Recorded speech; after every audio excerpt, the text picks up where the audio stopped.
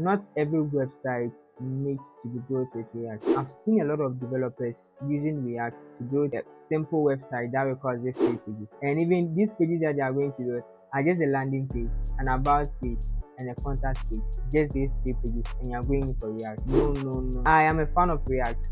I use React to build most of my web applications, but I will not use React to build a simple website like this. Why is this thing even a bad idea? Simple website like this can easily be done using the normal HTML, CSS, and JavaScript. And I've built my portfolio website with these tools. I didn't even use React. Now, I would rather go in for React if my web application requires a complex dashboard, state management, and even somehow like a real-time update. In situations like this, using React to build this simple website, especially marketing sites, there will be an issue of a poor search engine optimization. This is because anytime your browser is supposed to load your website, it has to download a JavaScript bundle first.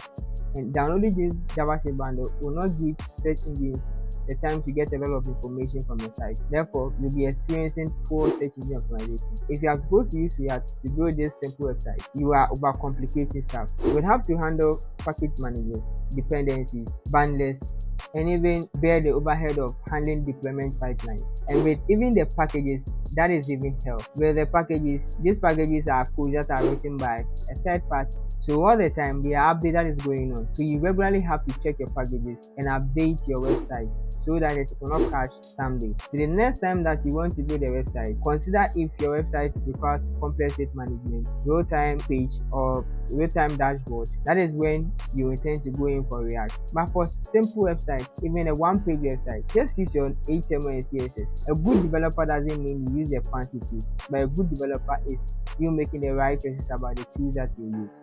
Thank you.